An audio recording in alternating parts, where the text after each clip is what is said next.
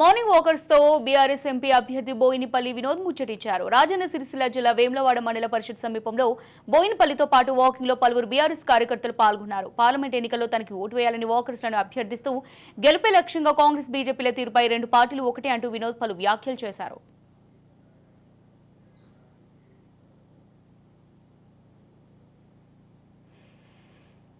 BJP party ప్రచారంలో భాగంగా మత విద్వేషాలు రేకెత్తించడానికి ప్రయత్నం చేస్తున్నది. ప్రధానమంత్రి హోదాలో ఉండి కూడా మోడీ గారు మతాల పేరు తీసుకొని మాట్లాడడం చట్ట వ్యతిరేకము, రాజ్యాంగ వ్యతిరేకము. ప్రమాణ స్వీకారం చేసేటప్పుడు ఏం చెప్తామో, ఇది ఒక భారతదేశం, ప్రజాస్వామ్య దేశం, లౌకిక వాదం అనేది ఈ దేశంలో కూడా రాజ్యాంగంలో రాసుకున్నాము. హిందూ మతము, ఇస్లాం మతము, క్రైస్తవ మతం పేరిట మాట్లాడదు ఎన్నికలు ఉన్న సందర్భంలో బట్ అది సుప్రీంకోర్టు చాలా సందర్భాల్లో చెప్పింది. అలా మాట్లాడితే అనర్హత వేటకు గురవుతారు.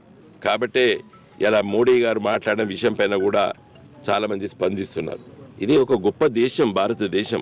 భారత ఉపఖండం లోపల వివిధ సంస్కృతులు ఉన్నాయి, వివిధ జాతులు ఉన్నాయి, వివిధ భాషలు ఉన్నాయి. ఈ దేశాన్ని ఇంత సమైక్యతగా ఉంచిందంటే మన భారత రాజ్యాంగం వల్లనే ఈరోజు దేశం ఇంత గొప్పగా సమైక్యతగా ఉన్నది. ఈ రాజ్యాంగాన్ని కూడా మారుస్తామని చెప్పేసి మరి అధ్యక్ష తరహా పాలన ఈరోజు మోడీ గారికి నా అంత పేరు ప్రతిష్టలు ఎవరు లేదు అని అనుకుంటున్నాడు. కానీ ఇంతకంటే ఇందిరాగాంధీ గారికి ఉండే India is Indira, Indira is India అని 1972, 73, 74లో అప్పుడు బంగ్లాదేశ్ విముక్తి అయినప్పుడు దేశ ప్రజలందరూ అనుకున్నారు వాజ్పేయి గారు ఇందిరాగాంధీని కాళీమాత అని చెప్పి పార్లమెంట్లో మాట్లాడాడు. అప్పుడప్పుడు పేరు ప్రతిష్ట చాలా పెద్దగా ఎత్తుపోతాయి, అట్లా టప్ అని కింద పడతాయి.